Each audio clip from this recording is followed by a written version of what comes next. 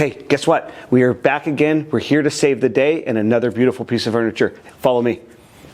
So let me tell you the backstory. My friend Kim from Completely Flipped over on Instagram was working on this table. She tried it multiple times, 4 or 5 times to get this thing done and just couldn't get it because she was missing one crucial step. I've been trying to help Kim on Instagram through messages telling her what she needed to do, and I even invited her here to the shop to teach her. Unfortunately, she couldn't get here. She has work. She couldn't come here to learn this step. That's why I'm making this video. Hey Kim, how are you doing? The one step she could not achieve with this is that she had to spray a toner over the top. This is going to be a dark, like ebonized espresso type of finish, and she was wiping stain and wiping a poly on, and it was just taking off the stain, getting blotchy. She was just never happy with the final outcome. I had told her all you have to do is spray some of the finish or even spray some of the toner and you'll get the color right on. She hasn't got to that level. She hasn't wanted to figure that out quite yet, and that's what this video is for, is we're going to go through these steps of the final sanding, staining, and getting it in the spray booth, spraying toner over the top. So if you like that and you want to learn this as well, make sure to hit the subscribe button down below and let's dive in. So let's get this little present unwrapped so that way you can see what we are working with, and I'll show you all of the great things that Kim has done on this piece. Like I mentioned, she was about 95% of the way there. It just was missing that last final step, which we do here every single day. As you can see, this is a massive table. I believe it's 74 inches round. We don't see these very often. I think I've only ever done 2 or 3 of them in my 15 years here as Moore's Refinishing. It has got this beautiful, patterned veneer design, which makes it very difficult to stain, spray, sand, all of the above. But we do have a few tricks up in our sleeves that are, that make this a little bit easier for us to do. And the fact that we're spraying toner on it will just make it even easier long term. If you are trying to wipe stain, wipe poly, brush strokes, how do you know which way to go with this? With the grain, across the grain, with a spray gun, it doesn't really matter. As long as you get a nice, even, like wet coat, you're good to go. Once it dries, it'll be glass smooth, flat, no overspray, and ready for the customer to use. So when we were picking it up, unloading it, or loading it into the truck, we just noticed a few little low spots where some of the filler was that I think she had put in. And time and time again of her stripping it, redoing it, it has kind of worn out, shrunk, got sanded. So I'm just mixing up a little bit of my Mohawk epoxy filler and getting it, nice and malleable so we can put it in some of these little corners. Like right here, there's a little bit of the filler here. And take a little bit of that and put on with a razor blade, nice and smooth. There you go. Very little sanding is going to be needed. I'll move on to this piece right next to it. Do the same thing again. Nice clean razor blade. Get it. There we go. Nice and smooth. I'm just going to go around and check for any of these little imperfections right now before we start sanding it.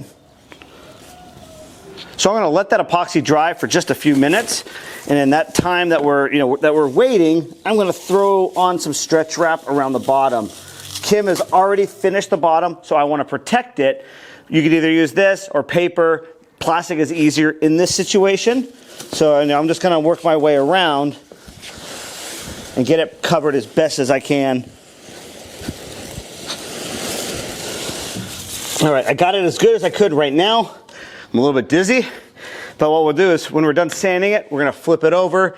The customer asked me to add some adjustable feet, maybe to add 1/4 of an inch or 1/2 an inch to the height, depending on what the chairs are doing. So when we flip it over and do that, I will be able to wrap up that last 6 inches of the base, protect it with the stretch wrap so it doesn't get any overspray from the spraying process down on the legs.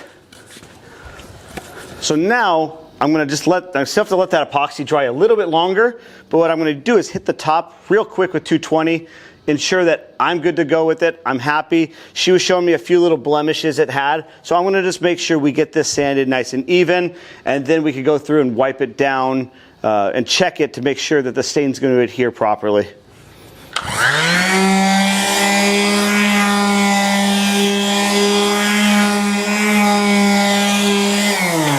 So I'm using 220 grit on this because it's already been sanded multiple times. She has attempted this color, I think 2 to 3 times. I don't want to pass through this veneer. This is a newer, modern table, probably a designer table. It was probably in a like a staged home. So they bought it in a consignment store, and like I said, then they gave it to Kim to do this work. I just don't want to pass through this veneer and make another set of challenges for this restoration. So you can see now that we've done the 220, used the machine.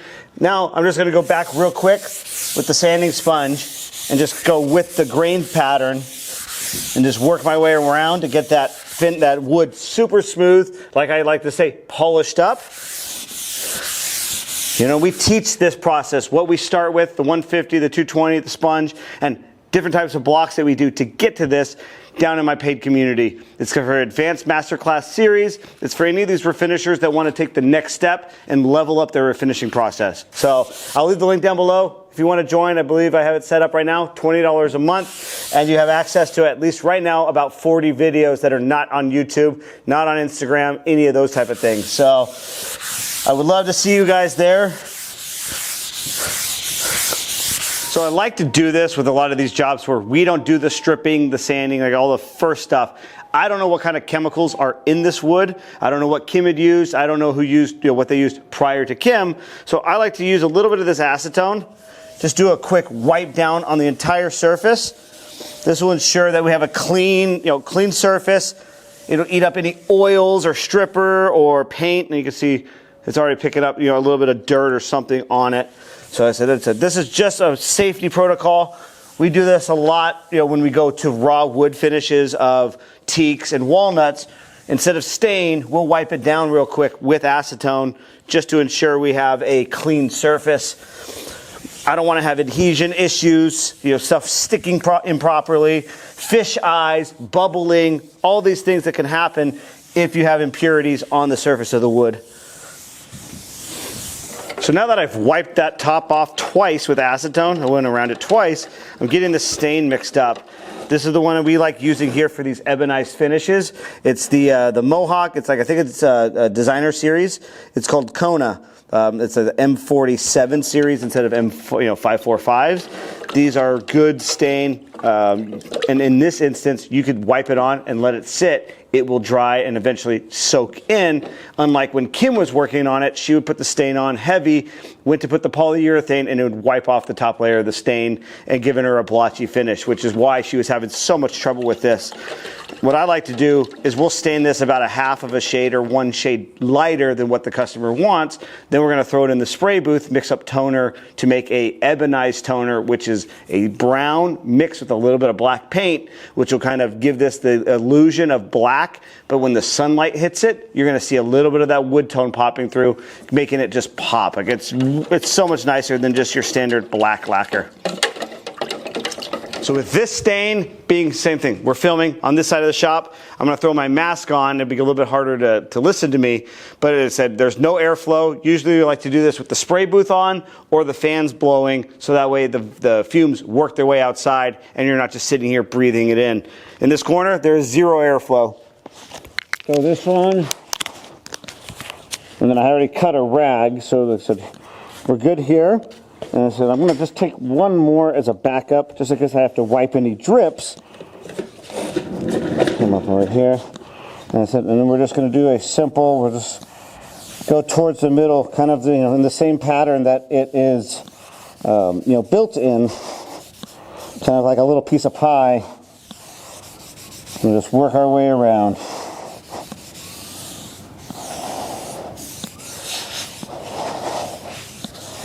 As you can see now, we have stain on the top. So let me explain where we are at. We've let this dry overnight, and as you can see, the color here on the side versus the color on top, we're about 2 shades lighter. This stain did not want to penetrate this wood. It looks like a mahogany or a walnut grain structure, but it could just be, it's a newer table, so it could be a piece of wood from Indonesia, Malaysia, China, wherever this table was built. So it has the characteristics of these other good quality pieces of wood, but the absorption rate was very low. So I thought it would be about a shade lower. We're about 2 shades.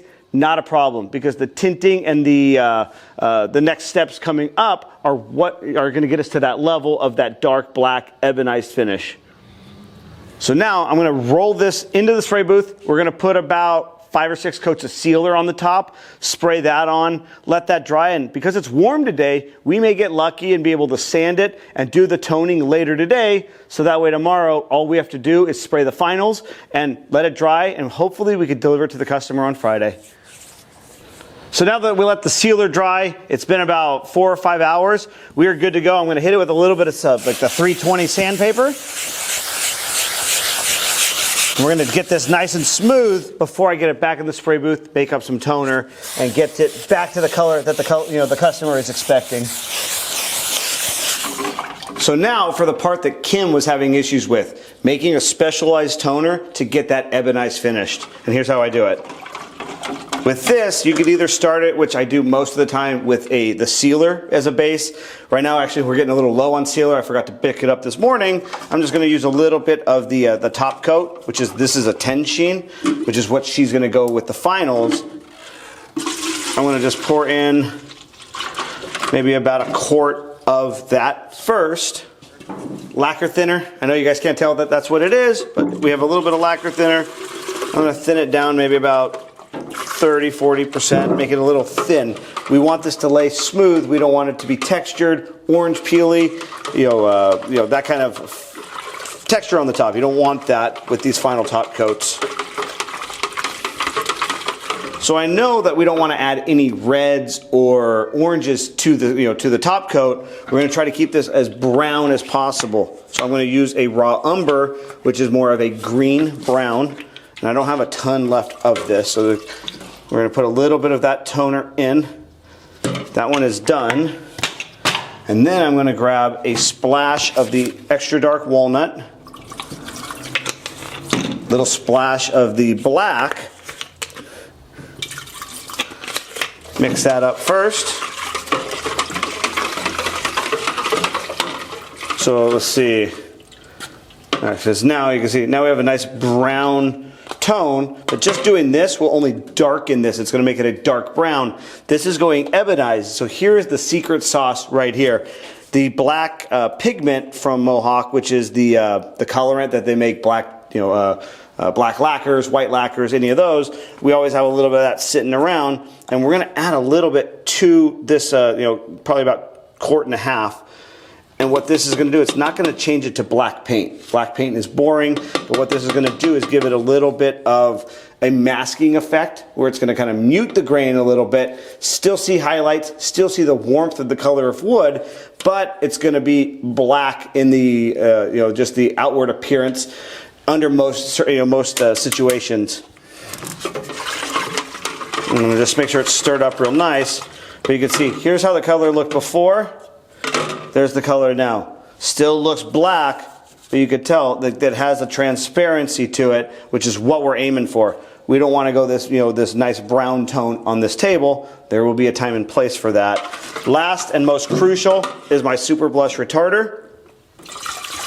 I'm just going to put a couple ounces in there, mix it up real well, and I think we're ready to go. The most important part, using a tack cloth before putting on these, this top coat, we want to make sure there's no dust or anything left over from the sanding process of the sealer. And it also gives you one more opportunity to check if you find any imperfections, scratch marks, dents, who knows what else, peeling, finish, whatever the situation is. It gets your hands on the whole piece one more time.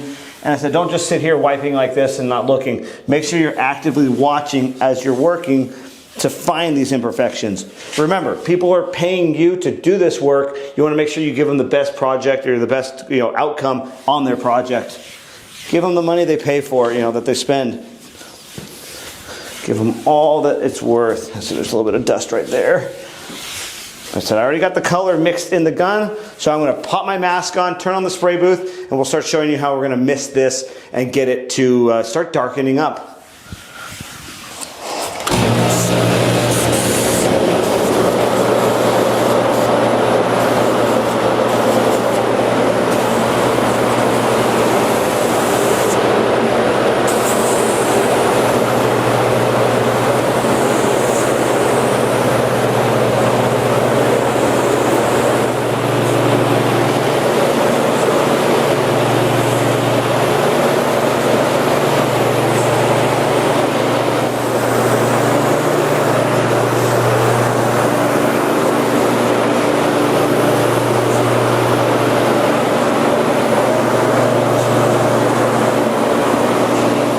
So as you can see, it looks like we have a brand new table. It is now a dark, dark, dark brown with that little touch of black, which kind of mutes the grain a little bit. It's not as pronounced, but under lighting, under like sunlight or even the light in the room, it's gonna have warm wood tones popping through.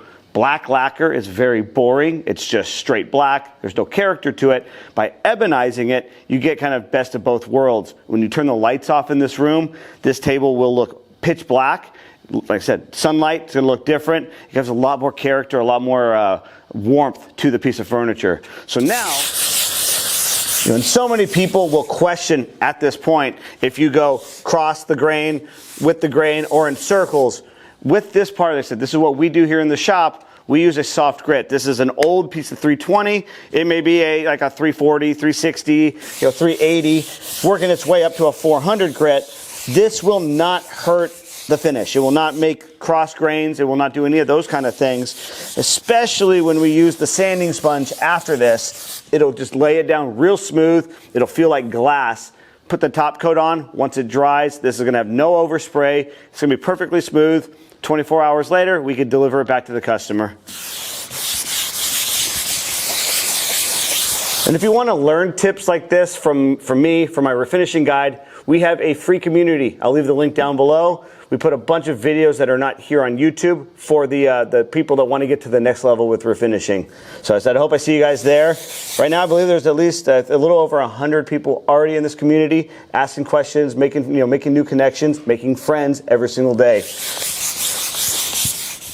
All right, now that I got all the the white dust, the white powder wiped off, we are going to slide it into the booth. Let me see. We're gonna get that final on, but I think I'm gonna have Ivan put the camera down. This is way too heavy for me to move and get down in that little way. So as I said, I'm gonna have Ivan do that. We'll see you tomorrow with the grand finale. So the table has been drying for a few days. We're gonna take it back. We're gonna load it up in just a few minutes, get it back to the customer down in San Clemente. But as you could tell, these ebonized finishes are not the easiest to achieve. They are a multi-step process, and you have to know how to make that special the toner that I just showed you guys how to do in this video. And then you have to learn how to spray it evenly, especially on a round table. These are not easy to achieve. And if you follow all of these steps, you'll achieve a table that looks just like this. It is stunning. This is one of the biggest round tables we have seen here at Moore's Refinishing. I think it's about 74 inches wide. Like I said, we're gonna load it up, wrap up 4 or 5 blankets on top, stretch wrap this thing, get it in the truck, and take it back down to the customer down in San Clemente. I know Kim's excited, I know the homeowner is excited, and I'm excited to get it out of here. The size of this table is taking up a lot of square footage here in the shop. So I said, if you like these videos and you want to watch more of me restoring beautiful furniture, make sure to hit that subscribe button down below. We'll see you guys in the next video.